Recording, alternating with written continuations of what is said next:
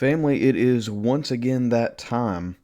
The time has come for us to break down UFC 317. I mentioned it in my breakdown for the main event. I broke my ribs like a little over 3 weeks ago, so I've been at home. But that time has not gone wasted. I've studied this card up and down, back to front, for the most part. I still have things to do. We're adults here. I've got a household to maintain. And yeah, but I've been studying this fight card a lot. I would have liked to have got some more studying in before I actually did this breakdown, so bear with me. I'm not infallible. I'm just a human.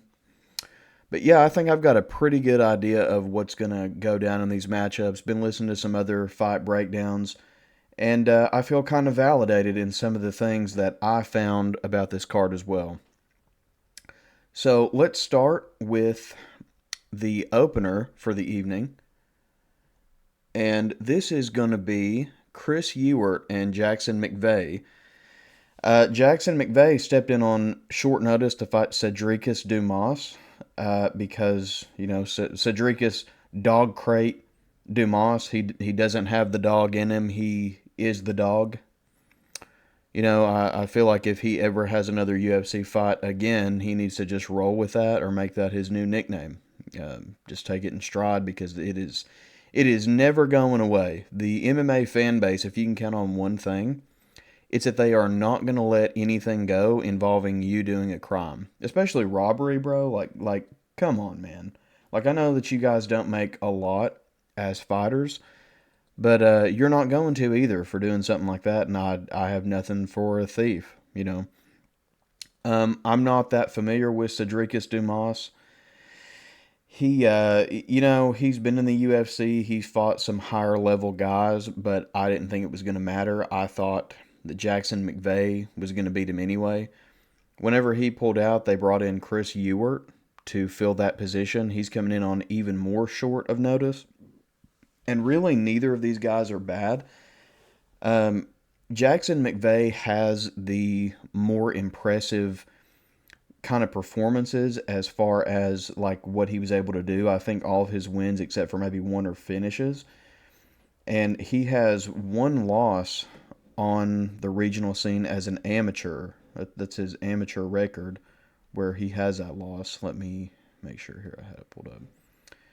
Either way, Chris Ewart, on the other hand, both these guys are undefeated, of course. But the thing about the both of them is Chris Ewart has actually fought probably the better people record wise, but not as impressive of performances. So you need to kind of ask yourself what you are going to prioritize in that. To me, from looking at their fights, I think Chris Ewart has fought the better people skill wise, and he's very durable. He hits decently hard, and he kind of like wears his opponents down. If he manages to get a finish later on in the fight, like third round or so, or even win a decision, I wouldn't be surprised by that. But what is going to be more likely is Jackson McVeigh will, probably grind him out. He'll probably get a decision or he'll get a submission. I haven't checked the line on what it's going to be for submission only for Jackson McVeigh. Christopher Ewart has never submitted anyone. Jackson McVeigh, he has quite a few submissions, and I think that's a majority of his wins. And so if there's a submission only line, I would hammer that for him. I guess if I had to make a prediction, I'm going to go with Jackson McVeigh. He should still be in decent shape. He just fought like last week, and that was a finish as well. Let me make sure actually that I'm accurate in saying that. I believe I am. I've got a separate screen over here that you guys probably can't see. Yeah, he fought June 13th. Yeah, June 13th. That's been like a week ago. And he won by a minute. He won in a minute 28 of the first round with knees and punches to his opponent, Mateo Garner, who's 4-1. So that's a decent win right there, from what I can gather.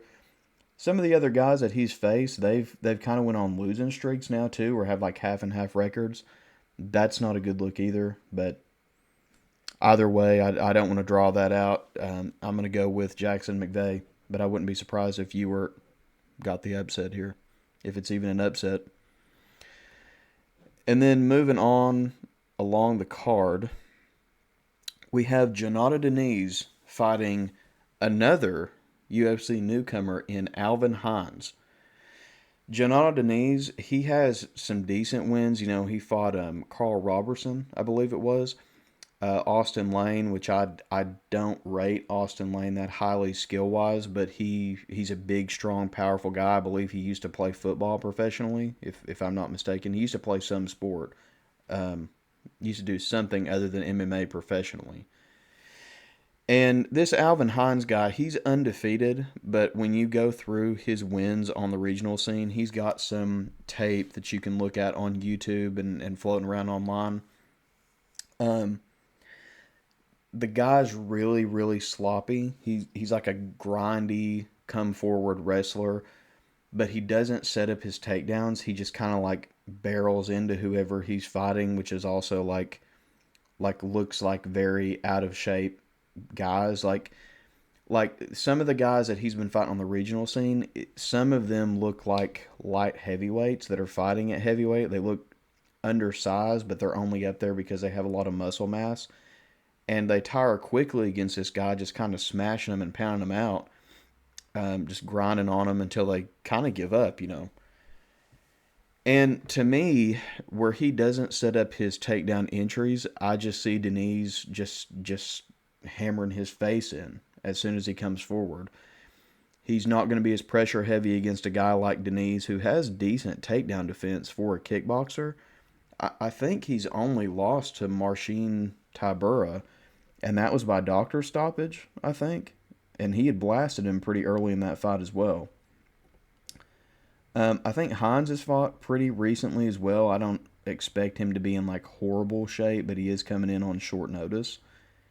Yeah, he lost by doctor stoppage to Tybura, and that's his.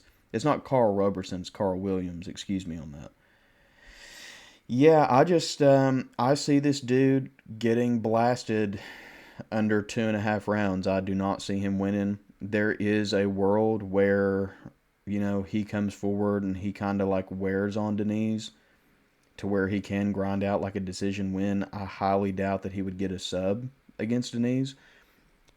But I mean, MMA is a weird sport, guys. Anything can happen. Don't ever count anybody out. And this guy, by all means, I mean, he's stepping in there and he does have an undefeated record, even if it is against like not that great of opponents. I've been seeing people online calling him like Butterball and this fat ass over here and blah blah blah. This guy would probably kill you if you guys were in the same place and you said something like that to him. He would, by all means, kill the average person. So I'm not going to sit here and say that he's a human being just like anybody else. I just also see him being a human being who's going to eat a big meaty claw in this fight and get sent to the shadow realm. So. And moving on up the card, we have Nico Price and Jacoby Smith. Sorry also if I keep smacking my lips. This medicine that I'm on for my shattered ribs is making my mouth dry. But yeah, this fight is pretty straightforward, honestly. Nico is... I like Nico a lot. He's had some really great performances over the years.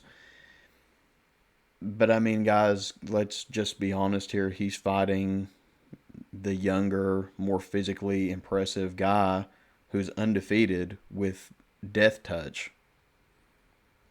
And like he does have a height and reach disadvantage. I don't really think it matters from his movement, the way that he kind of just like floats around and like just can get his in and out movement going off pretty quick. I don't really think it matters. So I see him blasting Nico Price in the first 2 rounds, if not the first couple of minutes of their fight. I don't think there's anything stopping him from coming forward either. Nico, as he's got older, he used to have decent knockout power. But I mean, let's look and see here when his last win was, because I don't think he's been very active either. His last win was last year, June 1st, so it's been about a year, against Alex Morono. And when you have at least decent KO power, I feel like you should be beating Alex Morono, especially when in the next fight you lost to Themba Gorimbo. And yeah, he lost two back to back right here to Phil Rao and Robbie Lawler by KO. And the Robbie Lawler KO too, I favored him in that matchup at least a little bit. Maybe not even favored him, but thought that he would do like decently well. Because I mean, he does have moderate KO power, but I mean he just got touched by Robbie Lawler, who hadn't finished anybody like that in a decent little while. And he just folded like that. So I mean, I got to go with Jacoby Smith here. I think he'll get a KO in the first couple of minutes. I don't see it going past the first round. If it does, I'll be surprised. But either way, yeah, that's how I see that going. So, unfortunately, I do like Nico Price, and he's got 15 kids he needs to feed. So you best be praying for him that he does pull something off this weekend. Kids got to eat. Moving on up the card, we have Terrence McKinney and Slavaklaus Vaslav Borshev. And I like both of these guys quite a bit. They're very exciting fighters. Borshev is, to me, a bit chinny. I mean, he got rocked by Chase Hooper, which is a very good fighter. He has a very high-level skill set. But I mean, when you're getting chinned by him, and also in his defense, he did have a very very competitive fight against Nazim Sadikov, which we found out this past weekend is incredible. I liked him anyway. I picked him as an underdog against one of the Bonfim brothers that he fought. I think it was Ishmael Bonfim that he fought here a couple of months ago, and that was a good performance. I think they fought to a draw. However, his takedown defense is highly suspect. I think the metric is that he's been taken down like 30 times total in his UFC tenure. Terrence McKinney has the wrestling upside. I think he has the power upside. He's a little bit chinny in his own right, but I think that Borshev, I don't think that he'll be able to get it done. I think from their performances, I think McKinney can find his chin. And if not, if it does get kind of, something that he can endure on the feet, if it gets kind of like fiery in there, I think he can snatch up a few takedowns and then probably control him on the ground as well. So I'm taking McKinney by either KO or decision in this. I don't think that he would get a submission, but I mean, I'm not going to rule that out either. If you're going to bet him, I'd bet him money line. Otherwise, yeah, I mean, I don't dislike Borshev here. Like I said, he could find the knockout. I just don't personally see it. So just kind of pick your side. He's got good KO power, good combinations. There's a lot of guys that he should have put out that he didn't. And I didn't think that he looked great in his last performance against Tom Nolan. So I'm going to go McKinney. I think with the right mindset and the right discipline, he could be a real top contender if he wanted to. So, yeah, I'm going to go with him. Tentatively. Moving up the card, we have Vivi Araujo and Tracy Cortez. I watched back some of their tape. I think Vivi has the definite advantage when it comes to the stand-up game. I think she has better combinations and more power, but if you look through their last several fights, I mean, neither of them do anything except go to the distance. I mean, they go to the judges every time. And the way that I see it, I mean, you can look at it whichever way. This sport has some of the most corrupt judging possible. I do not trust the judges in anything they do. And it's why I have such a hard time betting on these fights. And I have friends all the time tell me, like, you bet on the only sport that is like that, which I mean, I know a lot of other sports are corrupt, but you bet on the most difficult sport to anticipate because there's so many, it's so multifaceted that anything can go wrong, and they're absolutely right about this. I've been driving myself insane trying to figure out what I want to do with some of these fights. And for this one, in a fight that's almost certainly going to go to the distance, like I would say with 90 to 95% certainty, it goes to the judges. even if Vivian Araujo, if I'm pronouncing that correctly, even if she schools Tracy Cortez, which I don't think that there'd be any schooling going on, but even if she decisively beats her 30-27, the judges are just going to hand it off to Cortez because she's marketable. She's on those Modelo commercials now. People do like her. She has more name value, and she's younger. You can get more out of a Tracy Cortez win, and I'm not going to doubt that. I don't trust women's MMA fights for consistency, and that's not me being like some kind of way towards women, but they're some of the most inconsistent fights ever. And a key takeaway from that too, like Exhibit A of that, is when Tracy Cortez fought Jasmine Jasudavicius. Jasmine should have by all means been able to win that, and she just, I mean, it was unlike her, that performance was. And I think Jasmine probably would have fared better against Rose Namajunas than Tracy did. And I mean, Rose is a tricky style to prepare for. She's a great fighter even now that she's not on the top of her game, has good boxing, even to the degree that she knocked Tracy's eyelash off. Like if you watch that fight in slow motion, you can see her get tagged and you see her eyelash go flying. Why you would wear fake glued-on eyelashes during an MMA fight where you're going to get hit in the face, I have no idea. I wouldn't want any eyelash glue or mascara or whatever getting in my open wounds if I happen to have some. But I don't think that she performed very well in that. I think that she just kind of did moderately well, but I'm going to give her a pass because it's Rose. I think Vivi would lose to Rose too. So watching their tape, I would have probably picked Vivi, but I'm going to have to go Tracy Cortez just on account of I don't trust the judging, and Vivian is older, and I think Tracy is improving every time she fights, really.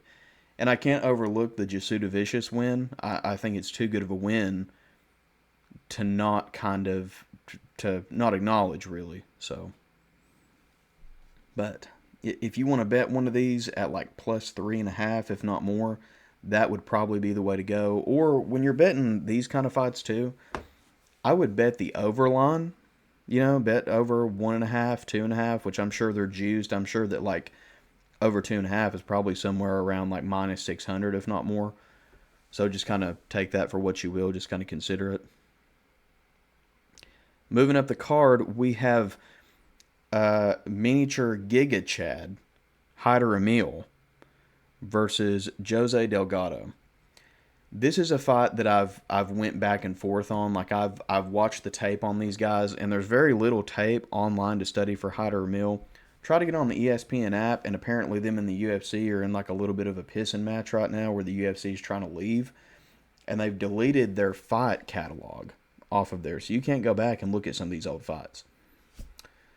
Hyder Emil doesn't have as much tape to study, but from what I've gathered watching stuff between him and Jose Delgado, I think that Jose Delgado works his best at a distance, doing distance striking.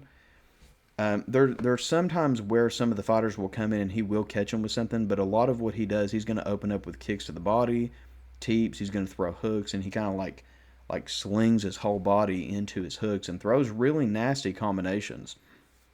But when he's getting these really good finishes, he's pressuring, and I say it all the time. Some of these guys who are like that, they cannot fight going backwards when they have that like long, rangy style.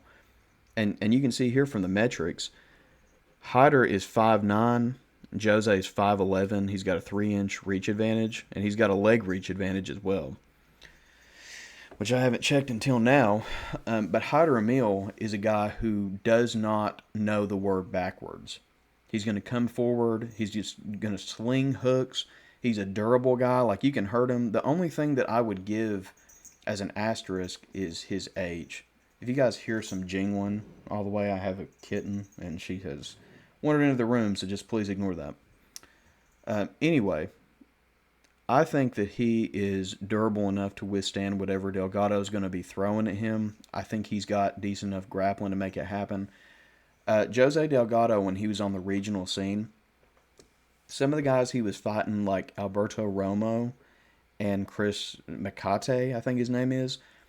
With Romo, he was really, really struggling against him in the stand up, and really by all means should have finished that guy. But he got dropped by this dude who now has like a half and half record or is on some kind of losing streak. Like he's not UFC caliber either. And Jose Delgado, when he got his KO win in the UFC, that's not exactly like a marquee high level win either against that guy. No offense to him. I think it was let's see, is it? Yeah, Connor Matthews. I was thinking his first name was Matthew. I had his name backwards, but Connor Matthews. Yeah, he's. I mean, I don't rate him that highly, as in like a very high caliber win. But Hyder Emil, however, he has beaten William Gomi, who is an extremely high level. I think that he's one of the highest level guys outside of ranked opponents in their weight class. Zhang Yong Li and Fernie Garcia are also very, very good wins. He showed some susceptibility to having his back taken. Like, I think that his grappling is not as up to par as what his striking is. But I don't see that being that big of an issue here. Jose Delgado also, a lot of people don't know, he is a protege of Benson Henderson, former UFC lightweight champion. And it shows. I mean, he's with MMA Labs. He's really, really good. I mean, I don't doubt that he'll be a contender one day. Wouldn't doubt it if he won this fight and chinned Emil if he took too many risks, but I don't see it happening because I don't think he can fight that way on the back foot. And that's what Hyder's going to do. He forced William Gomi to have an exciting fight at least halfway. A lot of people think he didn't win that, but Gomi is a tricky style to prepare for. He beat Joe Anderson Brito. That doesn't mean nothing. So I'm going to go with the Emil. I'm going to go by either a KO or a decision. I do have a bet on Jose Delgado, which is a submission only money line. I think if anybody's going to get submitted, it's going to be Emil if he gets his back taken by Delgado. But other than that, I mean, I just don't see it going Delgado's way. I think when you have these younger guys like that who haven't been pushed forward into the later rounds or like rounds 2 or 3, I think that Emil is just going to kind of drag him into a place like that, and he's not going to be able to adjust quite yet. Could be wrong, but this is a sleeper fight. Casuals don't know what they've got in this one. So, up next here, moving up the card, we have Jack Hermansson versus Gregory Rodriguez. And just from looking at the two of them and seeing Gregory's highlights, you would think that he's just primarily a striker. He has the definite power advantage, and I think that he's a better striker out of the two. He's actually a very, very good grappler. He is I believe he's a multiple-time BJJ world champion. A lot of people are kind of knocking him now because he fell up short against Jared Cannonier.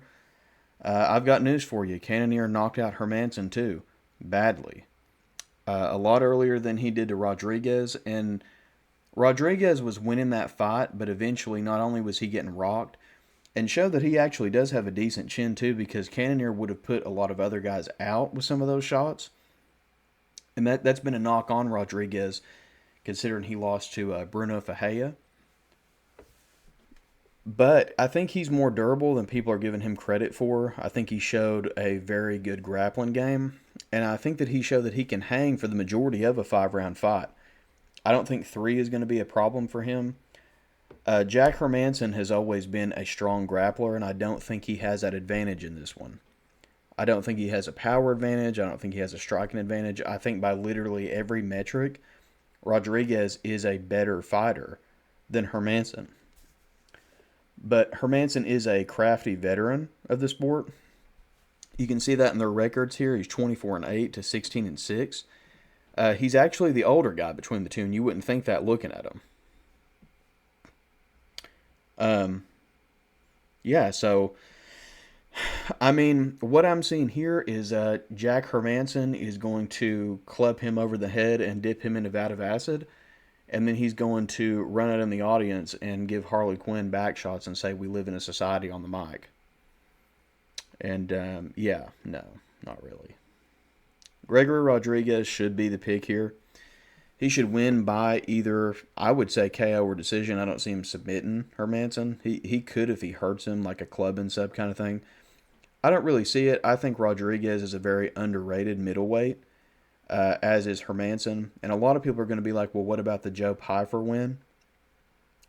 And yeah, he was very durable in that fight, so I don't know that Rodriguez finishes him by KO. But the main issue with the Pyfer win is that Pyfer's still kind of a green guy, like he's still what I would consider a prospect and not like a full on contender just yet. And I think that it was the veteran savvy of Hermanson that really just allowed him to take over. I think he just, had a lot of grit and durability. I think he lasted through the damage because he was getting hit with some bombs too. And I think it was more of a conditioning issue for Pfeiffer. And I don't think that in a 3 round fight against somebody like Rodriguez, who really, I mean, I don't think he's got a conditioning issue. I think he just got hurt and then got winded later on from the damage against Cannonier. I don't see Hermanson winning this fight in any way. If he does, I mean, I guess he could take over later on, depending on what the pace is like. But I don't see a place where he could take it to. Like against some guys, he has the ability to, if he's getting lit up on the feet, he can snatch him up, take him down, maybe go for a sub, maybe control him, something like that. I remember back in the day, I picked him against Jacare to win. That's been years ago now, though. He has very underrated jiu-jitsu. I don't see it being implemented fully here to where it's really going to make that big of a difference. So, yeah, I'm going with Rodriguez here to get it done by either decision or KO under 2.5. So, and moving up the card, we have Captain Septon Pearson himself, Pole Dance Talbot, against Philippe Lima. And I wasn't really familiar with Philippe before I started studying this fight, and then I realized that he's actually submitted Muhammad Naimov. I didn't get to study the Miles Johns fight that in depth. With Peyton Talbot, I did pick him against Raoni Barcelos, but I wasn't one of these people who was like, oh yeah, he's just gonna run through Raoni Barcelos. Like he's a real crafty veteran, just like I talked about Hermanson being. He's not some like nobody, just journeyman whatever. He's not at the high caliber of the bantamweight division anymore, but at one time he was a real nightmare for a lot of guys to deal with. He's a multiple time BJJ champion, I think. No, he's either a BJJ champion or a wrestling champion down where he's from.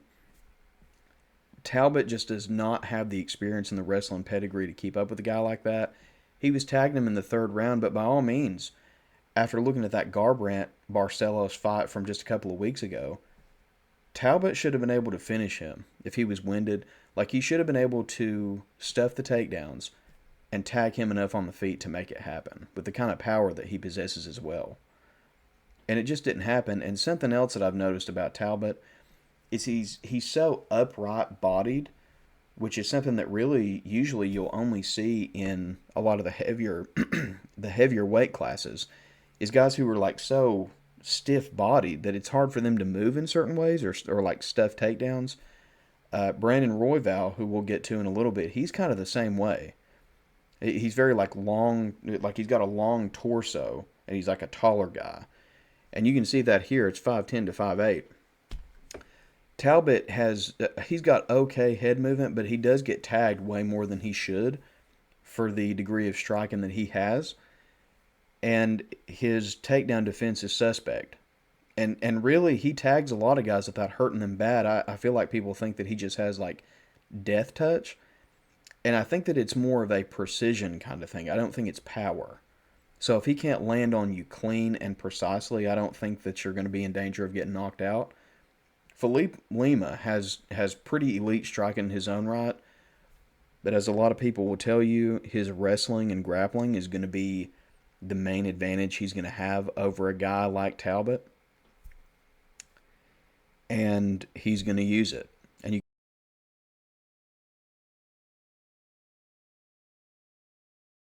great entries, great shots, and he has really good striking too. Like he's setting up his takedowns beautifully. to where I don't really think it's going to matter. I think that he can survive on the feet. I think he's defensively sound enough to take Talbot and grind him out. And he's probably more of a danger of submitting Talbot than Barcelos was, to be honest with you. And he almost did that to him. He's younger than Barcelos. I think he's a lot more physical. I think he would beat Barcelos' ass, personally. And you can see it like in his fight against Magard from, I believe it's LFA. It was a 5-round fight for their bantamweight championship that he won. And there was some great grappling exchanges in there between the two of them. But when he dove in, you could see just how like strong he was, and see like how muscular he was in his back. And a lot of guys who are not that physically imposing but do have like very well trained back muscles, it's not going to matter. They can just power you down and take you down. I think technically he's a lot better, and I think that he's got the tools to get this done. I don't I don't think that Peyton Talbot is a bad fighter. I think this is a bad stylistic matchup for him. And what it tells me is that the UFC, by setting this up, is going to take his momentum and his star power and hand it over to Felipe Lima, which I think is an odd choice. But for a real contender, I think that means something. I think they're washing their hands clean of Talbot for the time being. You could have made the fight instead of this like Talbot versus Garbrandt even. I think he would beat Garbrandt's ass. I think he'd KO him inside of like 2 rounds, if not the first round. But I just don't see this going well for him, and I think it was very odd for his team to agree to this matchup, especially when the Barcelos fight wasn't even that long ago. It just seems very odd to me, and I don't know why he would take the fight. So, yeah, I'm going Felipe Lima, decision or sub in under 2.5 rounds. Moving up the card here, we have Beneil Dariush against Money Moicano. And I'm picking Moicano by bankruptcy because he cannot afford to lose. No. I am picking Moicano against Dariush. This is the fight on the card, other than maybe Royval and Van, that I have went back and forth on the most out of all of them. Here's my thing with Beneil. They're the same age. They've got pretty much the same kind of record. It's similar. 22-6-1 to 26-1. Beneil has just, 2 more fights than Moicano. I think that Moicano is much more durable than Beneil, and I think he's got decent enough grappling to keep Beneil from just wrestling him to death. But I would give Beneil the grappling advantage. I think he's stronger than Moicano, if not by a lot, then a little bit. I think he has better entries, and I think he's a better defensive wrestler. So if there's some issues on the feet, which I actually think favors Moicano as well, I think that Beneil would be more likely to be the one to get a takedown and really try to control Moicano for this fight, because I think that they both know what the MO here is going to be. And I think Moicano knows that he's going to have to chin Dariush in this. I don't think that they want to make this a grappling thing, especially not Moicano. Here's my thing about it. A lot of people are saying Moicano doesn't have the power to KO Beneil. I don't think it matters. I think when you got chinned back-to-back like Beneil did, even when you took all that time off, you can see it in guys. Like, even if they go like long spurts of time in between getting KO'd like that, it doesn't matter. It's not about your heart. It's not about your skill level. It's about when you get tagged clean on your chin like that hard enough, your brain shuts off to protect you because it remembers the last time that it happened. It's not up to you anymore. I think Beneil is at that point now. I think he's got KO'd and hurt too many times. And to get KO'd the way he did back-to-back, yeah, Arman Sarukian is running through guys. Like, he's a big, strong, powerful guy. But when has he ever really been known for having, like, one-punch KO power? Either by knee or by strike like that, In Oliveira, he's a finisher, but the way that he finished Beneil, I don't see it going well for him. I really don't. His scrambles against Matthias Gamrot, that lets me know that he's going to be, defensively sound enough. to keep Moicano off of him if he tries to take him down, unless it's like a situation where it just, does not favor him, like depending on the positioning of that. But Beneil also has quite a bit of punch power himself. Like he's got a lot of striking power. He's a very accurate striker, has really heavy low kicks, and has a really good overhand. We got to see that in the Drakkar Close fight, who, I mean, striking wise, I don't think he's that different from Moicano. But here's the thing about Moicano that I think people undersell: not only his durability, but his combinations and his power. You can go back and look at the RDA fight, which RDA and Beneil, I think they both train at King's MMA, and a lot of people don't know that they're training partners. You can see slight similarities in the way that they fight, especially like their kicks. I think that RDA is a better offensive wrestler, but I think that he's also more durable than Beneil. Moicano was tagging him up even in the later rounds when he was coming into that fight on short notice. And RDA, with some of the stuff that he was hitting Moicano with, that would have killed a lot of other guys. I think RDA is very, very underrated, even as him being a former champion. And Moicano, by all means, should have been finished in that fight multiple times, and he wasn't. He stuck through. Even against Jalen Turner, he got tagged like that, didn't go out. He popped right back up, showed his grit and his heart, took him right down, smashed him out. And then let's talk about the Benoit Saint Denis fight. He did that to Benoit Saint Denis, who was smashing Dustin Poirier in the first round, which is not nothing. Like, Benoit is an incredibly dangerous guy, and even after those back-to-back losses that he had, I think he is a top 15 fighter even now. Like, I think he would beat a lot of guys in the top 15. I don't know that he would beat Joel Alvarez, which is a fight that they had set up before Joel had to pull out. I believe that's how it went. But they were talking about setting up like him versus Gamrot. I wouldn't doubt it for a minute if he beat Gamrot. I wouldn't at all. There's some guys that I don't see him beating, but that is such an impressive win. I think BSD would beat Beneil. Personally, I think he'd KO Beneil inside of 2 rounds. I really do. So for Moicano to come into France and beat BSD halfway to death like that, I just don't see it going well for Beneil on the feet. I really don't. And a lot of people are going to be critical of this too. Moicano did drop Islam. He did. Like you can say he stumbled or whatever. Yeah, he stumbled because he got cracked. Like it may have not hurt him. Doesn't really matter. He got cracked with a good combination, threw him off. He dropped for a second. If you don't want to count that as a true drop, you don't really have to. But I'm going to count it as a drop. And if he can do that to Islam, he can do that to Beneil. Beneil's, if he gets in trouble on the feet, shoots in for a takedown, Hanato's going to throw a little combination in there, and it's not going to take like crazy death touch power to put Beneil out, in my opinion. I really don't think it is. But Beneil does hit hard. He's more durable than people want to give him credit for. He could pull it off. I'm not counting him out. This is a very close fight by every metric, but I am going to side with my man Money Moicano to get this done by tax fraud. And let's see here. BRB again.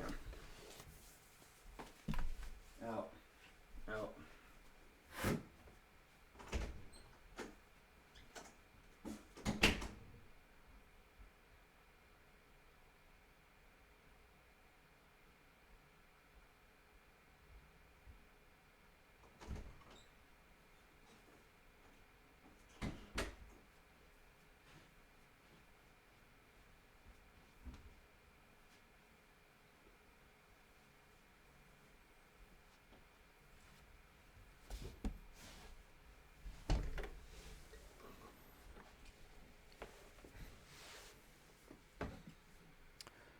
Moving up the card, we have Brandon Royval and Joshua Van. This is in my opinion, this is the hardest fight to call on the entire card. Van has come in here short notice to replace Manel Kopp, who was going to fight him this weekend. Brandon Royval has looked very impressive lately. He got wins over Tyron Moreno. Those fights were both split decisions. They were very, very close. Watching them back, you could make the case that Tyra and Moreno both won against Royval. I don't know that I would. These guys fight very similar. They the size difference between them is the same size difference that was between Joshua Van and Charles Johnson. And if you've seen that fight though, here's the issue with it. People are going to point to that and be like, "Well, he's the same size as Charles Johnson, so of course he can do the same thing." Not only has Joshua Van made vast improvements since then, Charles Johnson threw so much more varied strikes than Brandon Royval does. That was not the issue. It wasn't the output. It was that he fought totally different, blitzed him in the third, caught him with a sneaky uppercut that put him out. And he would have beat a lot of other guys in flyweight at that time too. Like if they had fought him on that same night, I think he's a very underrated fighter, especially after seeing that performance. Some fun facts about Joshua Van as well. Van has the record for the highest striking differential at 125. That is 2.86. He's 10th overall out of all the UFC right now. That's insane. That's like Max Holloway level numbers. And he's not been fighting for that long. The guy's very young, you know. He's very young. He's going to be the shorter guy, but I don't think it's going to matter. I think he's around the same size as Brandon Moreno. He just has less of a reach. And these guys are both guilty of a lot of the same kinds of things. They have very, very minimal head movement, although I will say that Joshua Van's is getting much, much better as time goes on. His is getting a lot better. He throws a lot of similar strikes as Brandon Moreno, but Moreno does not follow up on these strikes like Joshua Van does, throwing these like big, long combinations. So the way that I see it happening is that whoever can really like find the other guy's chin and overwhelm them is going to win this. I don't know that I see a finish. I think both of them are susceptible to being finished, but I just don't see it. And like let's go over some metrics here. I've got some of them written down. Royval southpaw, Van's orthodox. Strikes landed per minute, Royval 4.46, Van 8.20. That's the highest in the UFC, by the way. That's the highest strike landed per minute metric in all of the UFC, not just flyweight. And the accuracy on that, for Royval, it's 39% accuracy. For Van, it's 54% that he has. Now we go to strikes absorbed. Royval 3.06, Van 5.26. So he is kind of getting these firefights where he's getting tagged right back, risk versus reward. Defensively, however, Royval's defense is 47% while Van's is 59%. We go to takedowns. Van again has a higher takedown average at 0.96 to Royval's 0.75. Accuracy on that, however, favors Royval. He's not shooting as many, but he's more accurate when he does. 75% to Van's 63%. Takedown defense. Royval, 45%. Van, 81%. Submission average. Royval is 1.2. Van's 0.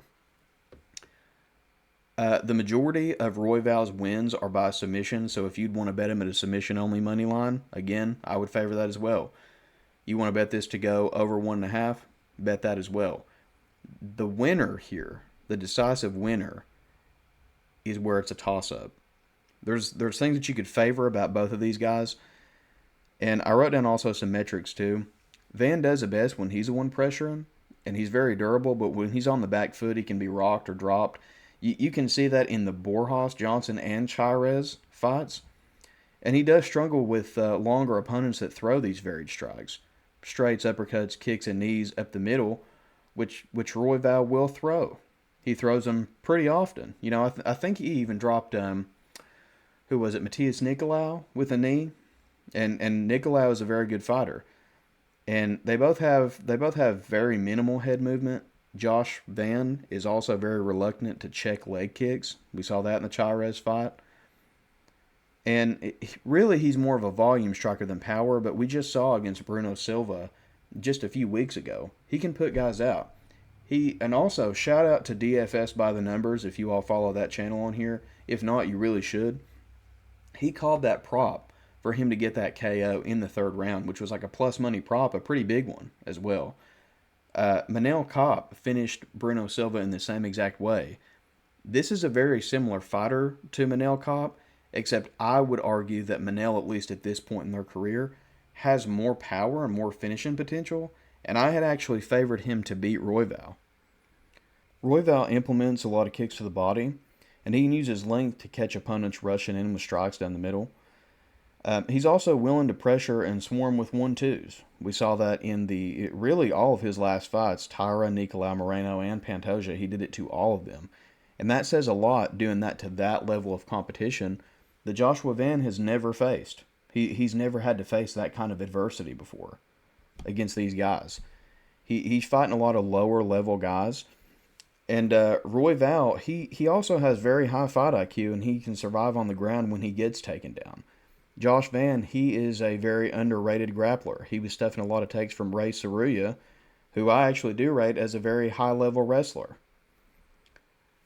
And the only TKO, or only finish losses, I should say, for Royval was from Brandon Moreno, which was due to a shoulder injury on the ground, and Pantoja, who locked him up in a rear naked choke. Who doesn't Pantoja do that to? I don't see Joshua Van locking up a choke on the guy, personally. If he wins by a finish, it's going to be by TKO or straight up KO. I don't see that either. I think Royval can absorb a lot of damage. I think he's a longer guy. And I think he could trade with him in the pocket or at distance if he wanted to. And Van doesn't have that ability as well. Saying all that leads me to my final kind of knock on Royval. He's been toying with the idea of going up to bantamweight. He's a big guy. He's 5'9" at flyweight. He's a big dude. It's a hard weight cut for him, I'm sure. And he got a concussion back in March, which is, I think if he wasn't up to par with where he needs to be, he would not have taken this fight, especially on short notice against a guy like Josh Van. Brandon Royval is also a dog. I don't think it's going to really make that big of a difference to him. I think he just wants to get in there and do this. If I had to pick a winner, if I had to, I might have to side with the Joshua Van side. This is a very, very close fight. This is the closest one on the card. I'm going to go with Joshua Van. I think he can overwhelm him. I think he's got more power. And I think that he's got superior head movement to him. But again, he's not faced anywhere close to the higher competition. It's easy for him to have those metrics and that kind of numbers favoring him when he's not had to be in there against the Morenos and the Pantojas and whoever else of that division. And you know, he's getting beat up by Edgar Chairez, who has decent power for flyweight, but it is not of a same skill level. And that was just last year when that happened. And he was getting hurt pretty bad. This is really, to me, you know what, maybe I would have to favor Royval in it, just from the experience side. It's hard for me to make a concise pick. I'm just going to go with Van. I want to be a Van believer. He's super active. He's the savior of the flyweight division right now. And I really like the guy a lot. So, yeah, I'm going to roll with him. Moving up the card, we have the co-main event, Alejandro Pantoja and Kai Kara France. Here's the deal. Alejandro Pantoja is one of the greatest flyweights to ever live.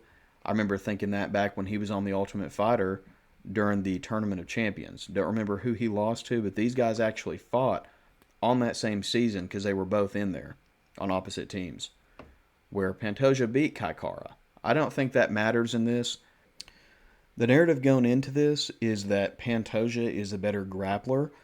Kai Kara has the upside when it comes to KO power and overall striking. I don't know that he's the better striker than him. I would have to go and look at their metrics of like strikes landed per minute and everything like that.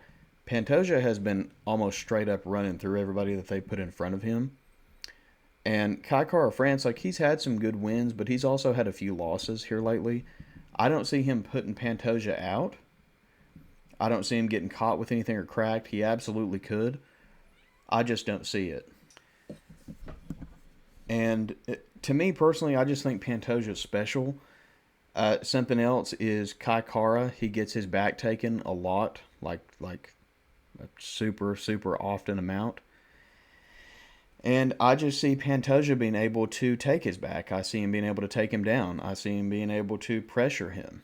And when you're able to pressure a guy like that who's such a come forward style, again, like I was saying with some of the fights earlier, and again, what I'll probably say with the main event, it makes it hard for them to implement their game plan on you like that. And I don't really see him being able to KO Pantoja going backwards or with his back up against the fence. I just don't see that. I wouldn't be surprised if he won, if he was able to step the takedowns and get somewhere. But even from their records right here, like look at this, 29-5 to 25-11, one no contest. I just don't see it. He's also the shorter guy by an inch. He's got a 2-inch reach advantage, which could help him. And really, I mean, he has had some decent wins lately. But I just don't see it happening. I think that he should have had to fight Manel Kopp like they were supposed to a couple of years ago before getting this title shot. I think that Royval was more deserving than him to get a title shot at this point, with wins over Moreno and Tyra back-to-back. Undefeated Tyra, by the way, when he fought him. So I'm going to go with Pantoja for this. I think that he is the better fighter of the two, and I just don't see what Kai Kara is going to do unless he KOs him. Could be a possibility. I just don't personally see it.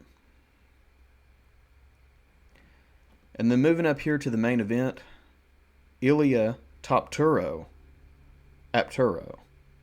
the Matador, versus Charles Oliveira, our one true king of the lightweight division. I did a breakdown for this already on my channel yesterday. And guys, here's the thing. Here's the narrative at play right now. If you're one of these people who are out here on the internet right now who are like, oh, does anybody think that Charles can do it? What could Charles do in this situation? I want to believe that he could win. If you're out here kind of peddling that narrative, you're a grade A Kool-Aid sipper. You have bought in to the Ilia Topuria delusion. And by all means, Ilia is a great fighter. He is a great fighter. You know, he's a solid wrestler.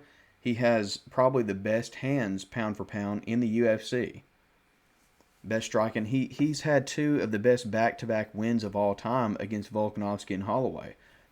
But let's just put the Auramax on the side here and question that for a minute. That was a Volk who had just got KO'd not that long before by Islam. It was that previous October, and they fought in February of last year. Then Holloway, who is huge anyway, he's a big guy for his weight class at 145 pounds, beefs up to fight Justin Gaethje at lightweight. KOs him and then has to kill himself to get back to featherweight again to fight Ilia, and was chewing him up in these exchanges. In some of them, he ultimately did get KO'd. But if you don't just look at that fight in moments and you look at the fight as a whole, there was so many exchanges where Ilia was just getting eaten up. And I mentioned it in my breakdown that I made for this fight the other day, or yesterday, whenever it was. Here's how it goes. Volkanovski is a shorter guy, but he has a longer reach. Ilia was able to get inside, but not without getting fed jabs and straights, getting kicked in the legs and getting kicked in the body over and over and over, without punishing Volk for it until he finally found the KO. He tagged him a couple of times, but he lost the first round to Volk before KOing him in the second. Max is a taller guy, but him and Ilia have the exact same reach, which is 69 inches. And when you have to punch up, you're working against gravity. As the fight goes on, you're going to have a harder and harder time doing that when you're the shorter guy. You have a lower center of gravity to where if you do take them down, which he did to Max rather easily, which we don't see a lot either, that's impressive. That makes it easier for you then. But aside from that, you don't get a lot of advantages. Power also can translate very well when you're a shorter fighter, like Josh Emmett, for an example. But he didn't have to deal with Holloway's reach as much as people think. They think that because Holloway's taller, he has a longer reach. Not really. He has the same size reach as Ilya. And Max, because of that, was having to like rush in to meet Ilya because they had the same size reach, and he was getting tagged on the way in with counters. And Ilya too, like even though some of his combinations that do result in these knockouts, like they're multifaceted, and he throws so many strikes in succession. A lot of the time, he's not setting up his hooks. He's just throwing the hook, and then he'll throw the other one. He's not setting them up with jabs. He's not setting them up with feints a lot of the time. He just marches in, wants to catch you with a hook. He gets tagged to the body over and over and over. On the Charles end, he does get hurt every fight. He gets, well, not hurt, but dropped and tagged. But I've felt like these last several fights that he's had, he's looked so defensively sound. And I don't see Ilya, even in the short time that he's been using to move up to lightweight and beef up, I don't think it's enough time for him to be a true lightweight. I don't think it's enough time for him to like beef up. Like he's talking about having to cut weight, killing himself to get down to featherweight, and he's not even a big guy, man. Like I don't really believe that. I don't think he's having a problem. I think he just wants to come up to lightweight. And meanwhile, Charles, who really is by all means huge and could fight at welterweight and be a fine welterweight, and would not be undersized against a lot of guys in there. Like, I mean, I wouldn't doubt it if Charles was bigger than like Colby Covington or something. He's the most powerful guy that Ilya's going to have ever fought. He's the most dangerous guy that he's ever fought. He has the most finishes and submissions in UFC history. He has dynamite in his hands. Gaethje talked about, getting hit so hard by Oliveira that his tongue went numb. He's got great kicks. And let's look at the leg reach also. Like you can see right here, in the reach right here, he's got a 5-inch reach advantage. But even in leg reach, 37 to 41. That's like 4-inch reach advantage as far as the legs go. I mean, guys, it's what are we doing? Like to be counting Charles out like this, I think is absolutely ridiculous. Personally, yeah.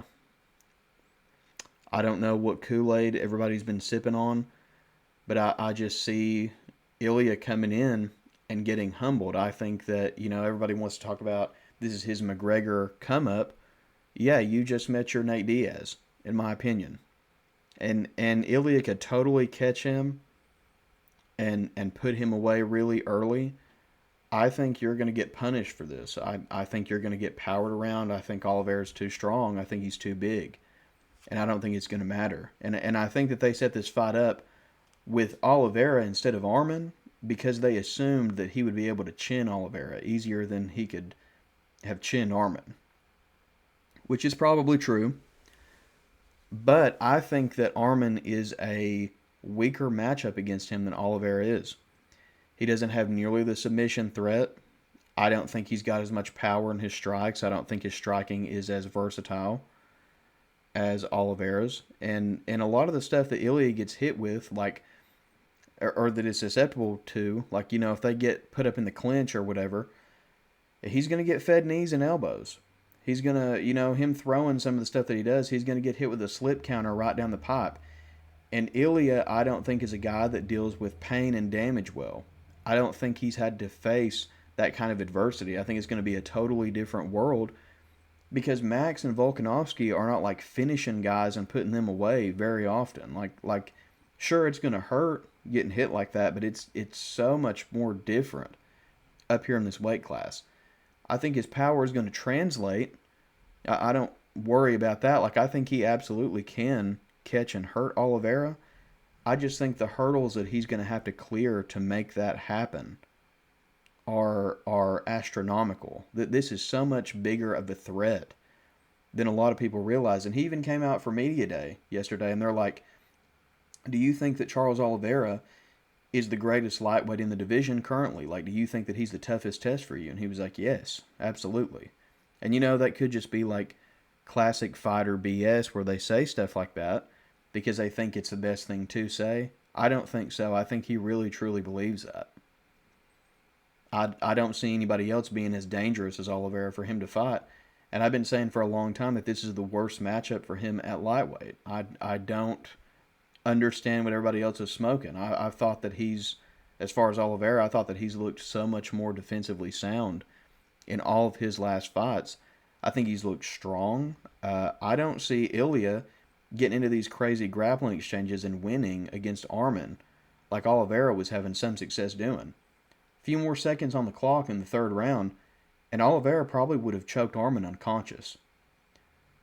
First round, if Arman's shorts hadn't slipped off to where he could get loose from Oliveira, and you can see it in his hand. Watch the replay of that and watch when they turn over when he has him fully locked up in that choke. Arman's hand is flat, and he's thinking about tapping. He's thinking about doing it until his shorts start to slip, and he finds a way out. He's like, this is my way out of this choke. Exploits it and manages to get the upper hand then. And even then, that was a close fight. And I think over 5 rounds, I think he could have beaten Arman. Don't know about finishing him, but he could have beat him.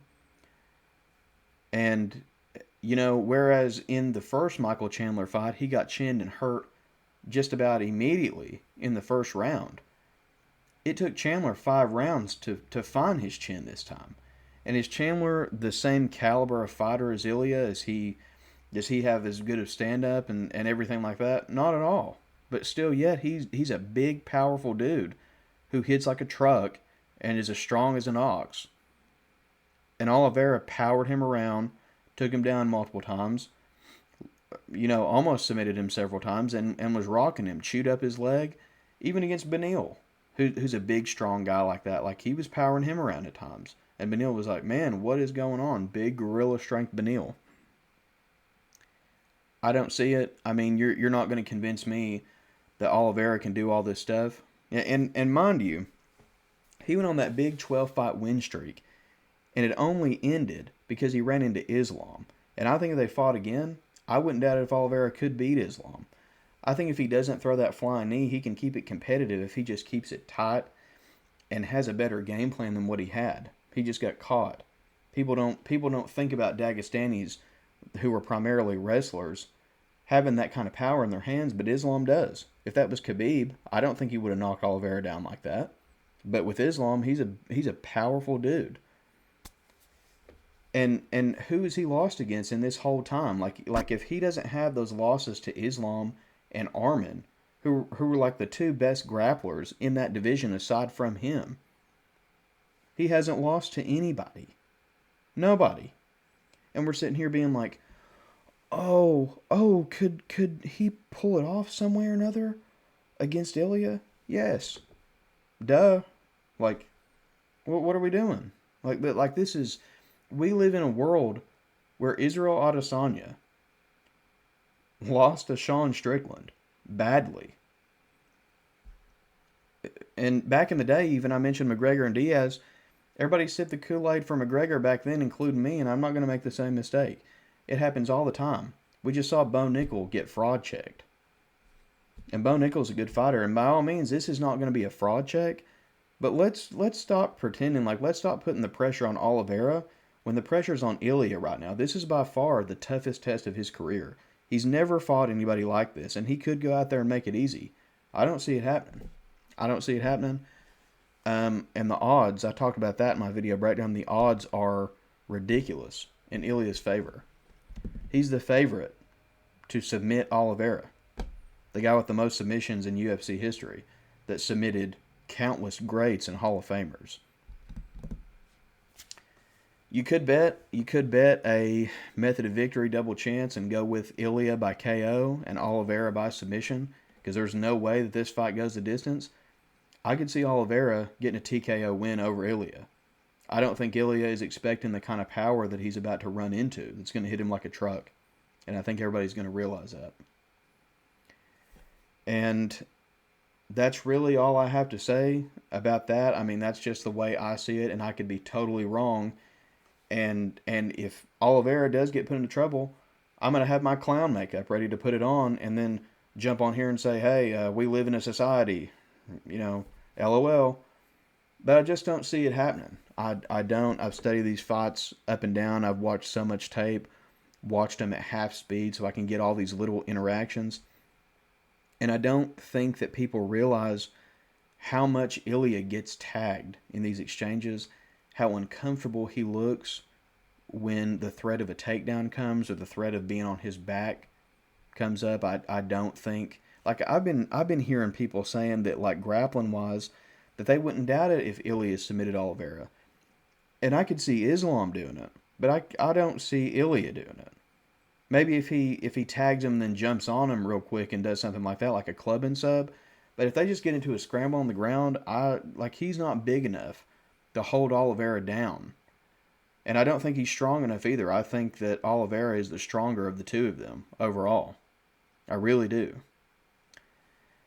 And I just see him having to clear so many hurdles to get to Oliveira's chin.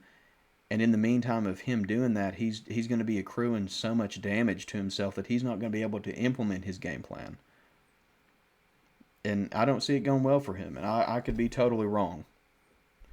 But I'm rambling. I'm starting to go insane from this. And by the end of the night on Saturday, come Sunday morning, Ilya could be the biggest supervillain that MMA has ever seen, and he could be one of the greatest. He does this, and he cements his place among the greatest of all time. Truly, I believe that. And I'm really, really excited to find out. I don't want either of these guys to lose.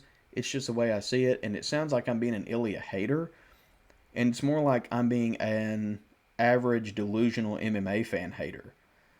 Stop overdosing on Ilya Kool-Aid juice, please. And let's be realistic and logical about this. These are two men here that bring a skill set to the table, and they're only humans. They're only humans, and they make mistakes, and they can get cracked and rocked. He's not an immortal. Like y'all talking about Ilya like Oliveira's having to come out there and fight Francis Ngannou or prime Cain Velasquez or something. Like sea-level Cain coming out there. This is ridiculous. It's Ilya, bro. Like, come on now. Let's be realistic about this. Let's have a really, really good time this weekend during the fights. And let's make some money. But more than anything, thank you for tuning in. Really grateful for the MMA community, because if it wasn't for that, I wouldn't be able to hop on here and do this because nobody would give a shit. So thank you if you stuck through the whole thing. Listen to my schizo rambling. And subscribe and hit the bell and give me a like and leave me a comment if you think that I'm a blithering dummy, and let me know about it. Let me know if you disagree, and let me know if I'm actually the delusional one. So, before I go any more insane, I love you, family. And until next time, this is your father signing out. Big love.